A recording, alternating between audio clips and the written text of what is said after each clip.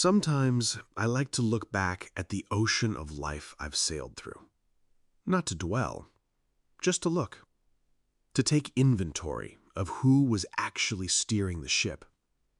And when I do, I find myself envisioning a person, someone I've come to call the One. That person was me.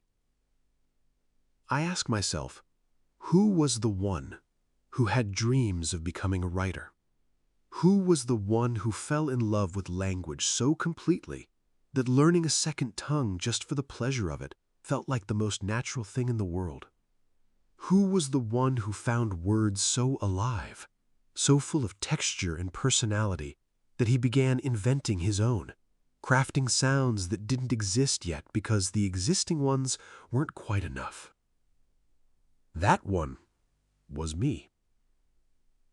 I know that might sound self-indulging to some, and maybe there's a version of this that tips into ego. But what I'm reaching for is something different. It's less about pride and more about archaeology. I only inhabit this one body. I only experience consciousness as myself.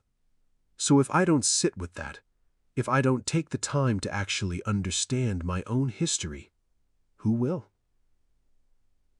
There's something quietly powerful about envisioning that person, the one with the specific tendencies, the recurring passions, the thread that runs through all of it, even when life tried to bury it under responsibility, circumstance, or just the weight of time passing. Because life does that. It pulls you outward.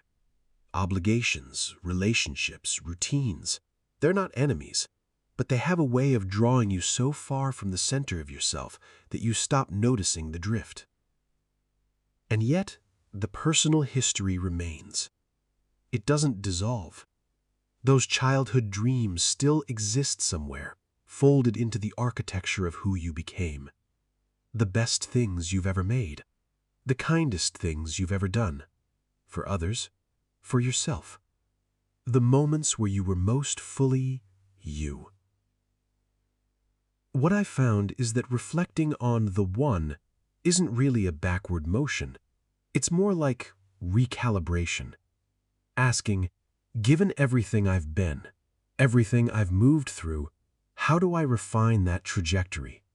How do I take what I know about myself and let it serve something greater, something still unfolding? I think anyone can do this. Sit with the version of themselves that showed up on their best days. Not the highlight reel for others, the private, internal moments where something clicked, where something felt true. That story is still being written. It just needs to be remembered every once in a while, so we don't lose ourselves entirely in the current.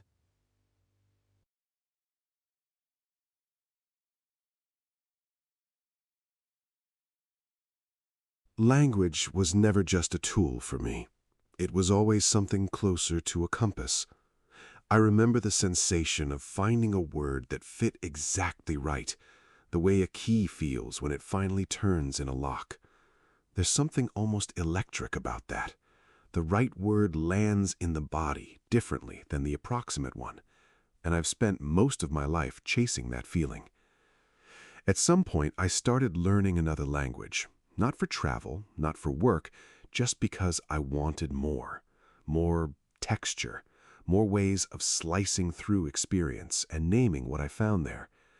What I didn't expect was that the second language didn't just give me new words, it gave me a slightly different self.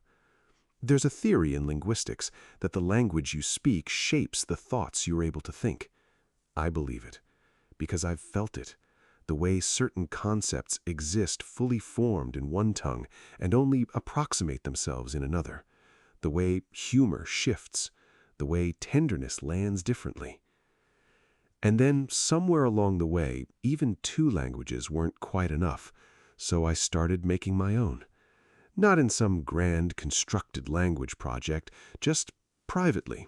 A word here, a sound that carried a feeling I couldn't find anywhere else. Something to name an experience that existed in me but had no home in the dictionary.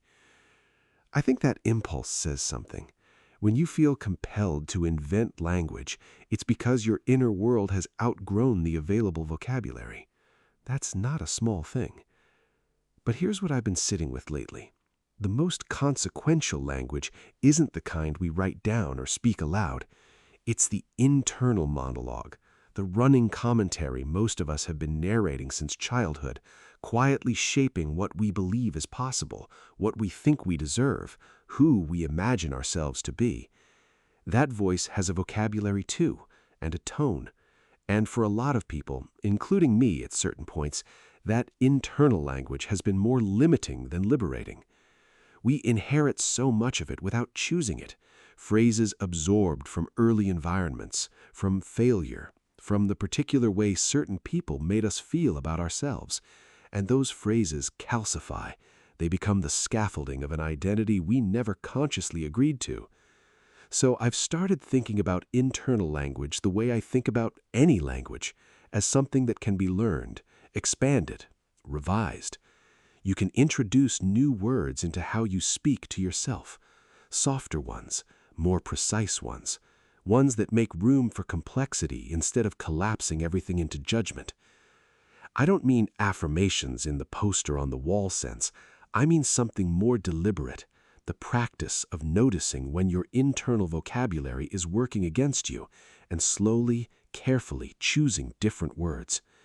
Because the story you tell yourself about yourself is still language, and language, as I've always believed, can be invented. It doesn't happen all at once. That's the thing nobody warns you about. There's no dramatic moment where you look in the mirror and think, I've lost myself. It's quieter than that, slower. It's a series of small adjustments, each one reasonable on its own. You say yes to something that pulls you slightly off course. You put a dream on hold because the timing isn't right. You stop doing the thing that used to fill you up because life got loud. And eventually the silence where that thing used to live just becomes normal. The drift. I've felt it. And looking back, what strikes me most isn't that it happened, it's how invisible it was while it was happening. You're still functioning, still showing up, still recognizable to everyone around you. But somewhere underneath all of that, the frequency shifted.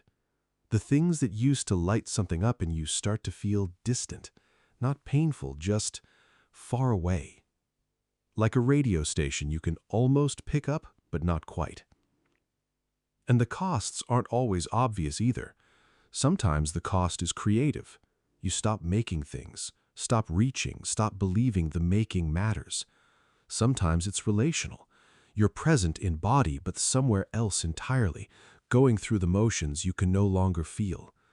Sometimes it's just a low-grade flatness, not depression exactly, just a kind of gray, a sense that the color got turned down somewhere and you can't find the dial. What I find interesting is that the drift rarely comes from bad intentions. It comes from adaptation, from being a person in the world who has to respond to what the world asks of you. Responsibility isn't the enemy. Circumstances aren't the enemy. The problem is just that adaptation, taken far enough, can start to feel like identity. You forget that the version of you doing all the adapting isn't the whole story. And then, if you're lucky, there's a moment. It doesn't announce itself. It might be something small, a song that used to mean everything, a smell, an old photograph, a conversation that brushes up against something you'd stopped thinking about. And for a second, something stirs. Not nostalgia exactly, something more like recognition, like turning around and seeing someone you hadn't realized was missing. That moment of recognition, quiet as it is, might be one of the most important things that can happen to a person, because it means some part of you has been keeping watch, holding a thread, even when you weren't paying attention, even when years went by, even when the drift felt complete, the thread was still there. It's still there.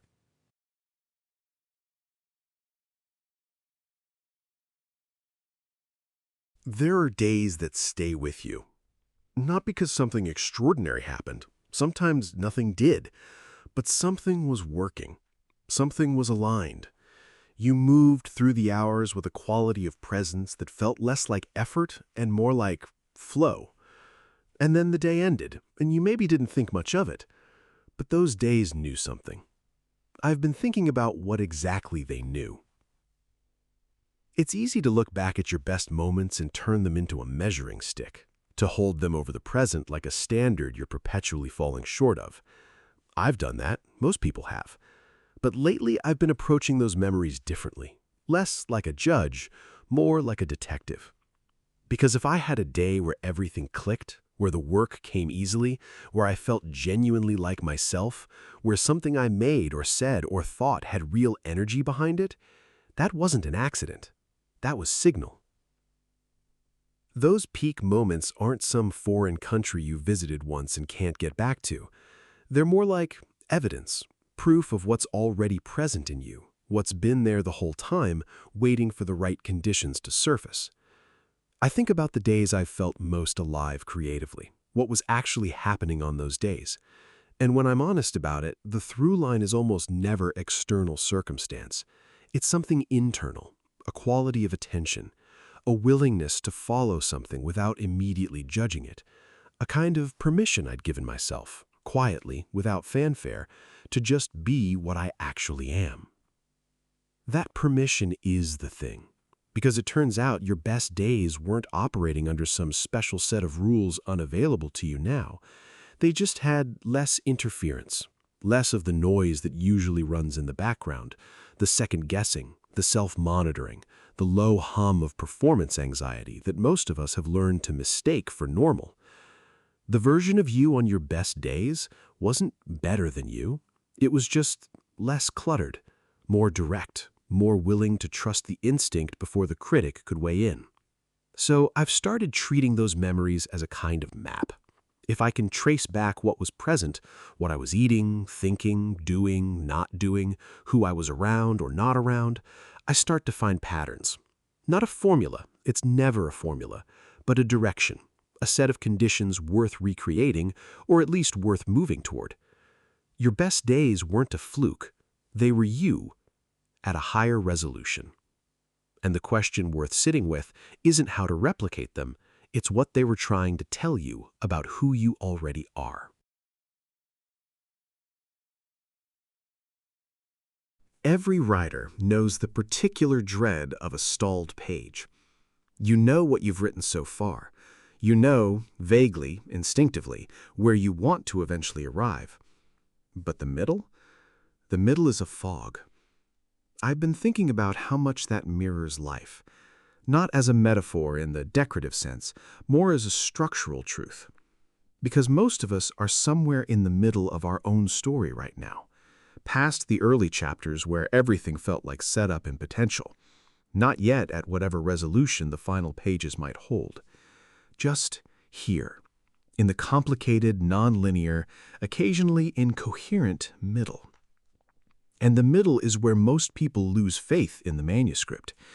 It's where the plot seems to contradict itself, where a character arc you were certain about suddenly stops making sense, where chapters you were proud of start to feel like detours, and you can't tell anymore if you're building towards something or just filling pages. I've had stretches of life that felt exactly like that. Years that in retrospect were clearly formative, but while I was living them, felt more like dead weight, like scenes that would end up on the cutting room floor. The thing I keep returning to is this. The story was never as stalled as it seemed. Something was always being written, even in the silence. There's a concept in writing called the deep draft. It's the version of the work that happens beneath the surface, the subconscious processing, the slow marination of ideas that don't announce themselves until suddenly, one day, they arrive fully formed. You weren't stuck. You were in a deep draft. I find that reframe genuinely useful, not as a way to romanticize difficulty, but as a way to stay in relationship with your own story even when you can't see where it's going. Because the alternative, deciding the manuscript is ruined, that the plot is too broken to salvage, that it's too late to write something worth reading, That's the only version of this where things actually stop. Chaos in a narrative isn't failure. Some of the most important turning points in any story look like wreckage before they look like anything else. The question is whether you keep the pen in your hand through it. And I think about the writers I've admired most, the ones whose work has actual weight to it, and almost without exception, the depth came from the difficult chapters, not despite them, from them. Your story has not peaked. Whatever chapter you're in right now, the stalled one, the chaotic one, the one where the plot seems to have gone sideways, it is still being written. And the fact that you're still here, still paying attention, still caring enough to wonder where this is all going, that's not a small thing. That's an author who hasn't given up on their own work.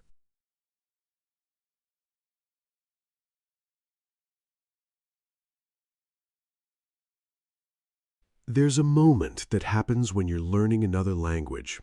Somewhere past the flashcards and the grammar drills and the embarrassing mispronunciations, where something shifts. You stop translating. And in that gap where the translation used to be, something unexpected moves in. A different rhythm, a different way of landing on an idea, almost like a different center of gravity. I didn't learn a second language because I had to. No exam, no job requirement, no country I was moving to. I learned it because language had always felt like the most interesting place to live, and I wanted more rooms. What I found was that the rooms came with different furniture, different moods almost. There are things I can express in my second language that feel clumsy or overexposed in English, emotions that the other tongue holds more naturally, with more dignity, more compression. And there are things English does that no other language quite replicates, that blunt, efficient, almost aggressive clarity when you need it. The linguist Willem Flusser once wrote about how each language he spoke felt like a different layer of his personality, and that losing one would mean losing a self. I read that and recognized something I didn't have words for yet. Because that's exactly what it feels like. The self that operates in another language isn't a costume. It's a genuine variation, a slightly different angle on the same consciousness. There's research suggesting that people actually make different decisions depending on which language they're thinking in, that moral reasoning shifts, that risk tolerance changes, that the emotional distance created by a foreign tongue can paradoxically allow for clearer thinking on charged subjects because the automatic associations aren't as deeply wired. I find that extraordinary. The idea that you can step slightly outside your own conditioning just by changing the language you're thinking in. That somewhere in the act of reaching for a word in another tongue, you briefly become someone adjacent to yourself, close enough to recognize, different enough to surprise you. And maybe that's part of why I eventually started making up my own words of my own.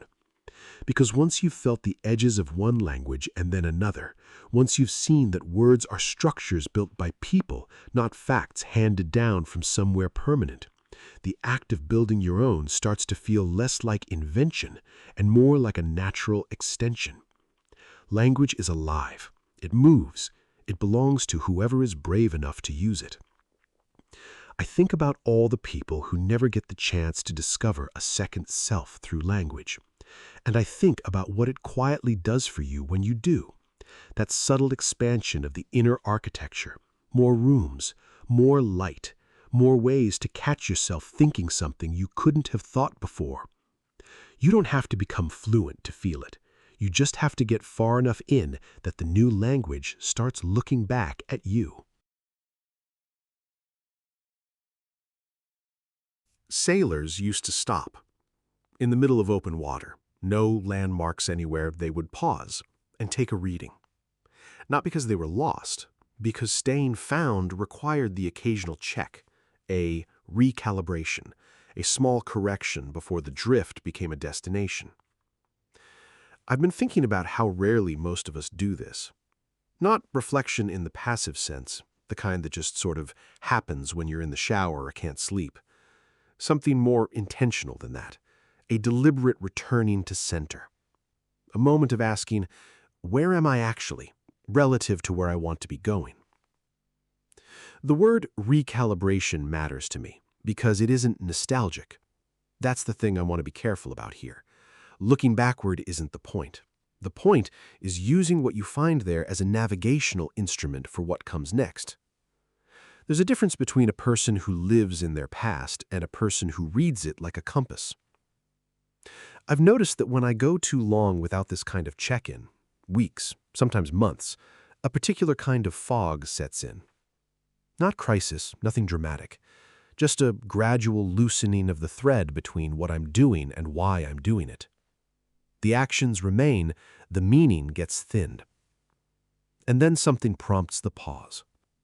Sometimes it's intentional. I'll sit down with nothing, no input, no content, no agenda, and just let the interior get quiet enough to hear itself. Other times it's less planned, a conversation that cuts to something real, a piece of music that lands differently than it used to. A moment where the noise drops out and something underneath rises up and says, hey, this way. What I find when I do this, genuinely, not performatively, is that the center hasn't moved. That's the part that still surprises me. No matter how far the drift has gone, no matter how many layers of adaptation have accumulated, the original signal is still there. Quieter sometimes, slightly harder to tune, but present. Recalibration isn't about becoming who you were. It's about remembering what you actually care about beneath everything that's been piled on top of it, and then letting that reorient the choices in front of you. Even small ones. Especially small ones. I think we've been sold a version of self-improvement that is almost entirely additive. More habits, more systems, more optimization, more input. And some of that has value, but there's another kind of work that goes in the opposite direction. Subtractive. The clearing away. The returning. The quiet act of getting still enough to remember what you knew before the world got so loud about what you should want. Ships don't recalibrate to admire where they've been. They do it so the next leg of the journey is true.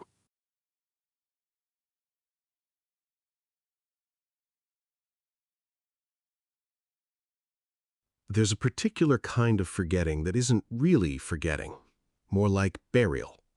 Something gets covered over, not deliberately, not maliciously, just by the accumulation of everything else that needed attention.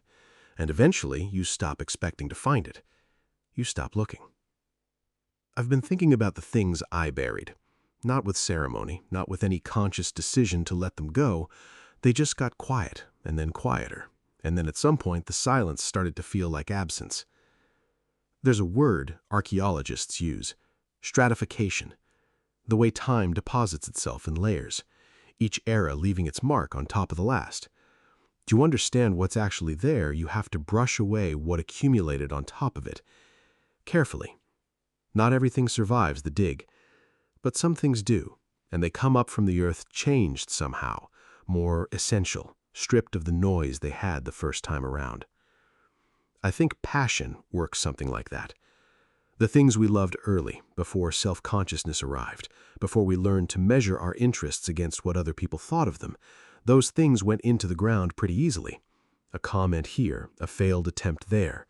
The slow education in what was practical, what was realistic, what a person like you was supposed to want, and down it went. But here's what I keep finding when I actually do the work of excavation. The buried things don't rot. They compress. They harden into something denser than they were before. What comes back up isn't the naive, unformed version that went in. It comes back with the weight of everything you've lived since, which makes it more interesting, actually, more yours. The harder question, and this is the one worth sitting with, is what you do once something surfaces. Because not everything you uncovered deserves to be rebuilt. Some passions were real, but belong to a version of you that no longer exists. And that's not loss, that's honest accounting. The ones that still carry heat when you touch them again, though, those are worth paying attention to. I've noticed that the recovered ones tend to arrive with a specific feeling attached. Less like excitement, more like recognition. like running into someone you used to know well and realizing within 30 seconds that the thing between you is still alive. That feeling is information, probably some of the most reliable information you have. So the practice, if it is one, is something like periodically brushing the surface, not with the expectation of a grand discovery every time, just staying curious about what's down there. What got covered when life got busy, what you stopped mentioning because nobody asked, what you do even now when no one is watching and nothing is at stake and there's no outcome to justify the time spent. That thing, the one you just thought of, that's probably where you should be digging.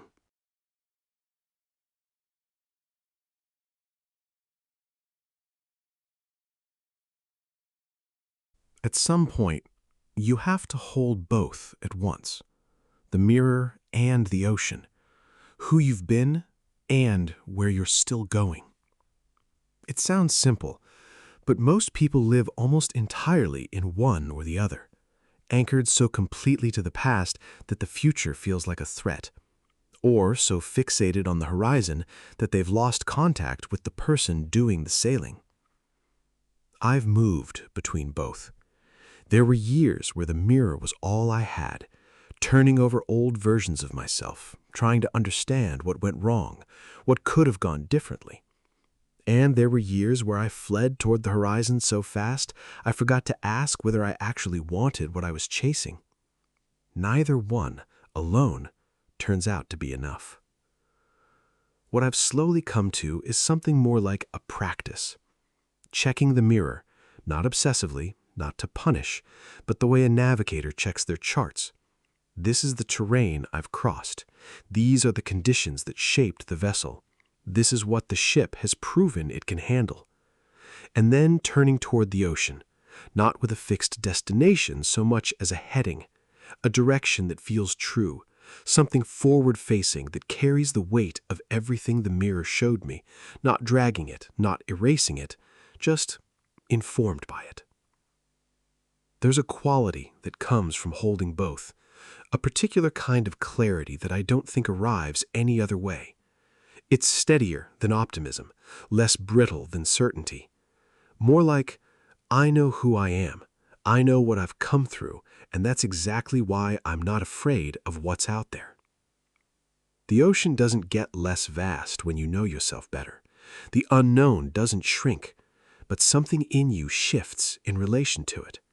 The same open water that once felt like exposure starts to feel more like possibility. The difference is almost entirely interior. I keep returning to the image of someone standing at the bow of a ship, not looking down at their reflection in the water, not staring blankly at the horizon, but holding both in their field of vision at once. The face they've always had, the water they've never crossed. That's the posture I'm after. Not the false confidence of someone who has forgotten their failures, not the paralysis of someone who can't stop studying them. Something in between, clear-eyed and still moving. The story we've been tracing through all of these segments, the language, the drift, the buried passions, the best days, the deep drafts, it all comes back to this: the willingness to know yourself fully and still choose forward. Not because the ocean promises anything, it never does, but because the person standing at the bow, the one with the whole history behind them and the whole horizon ahead, that person has earned the crossing.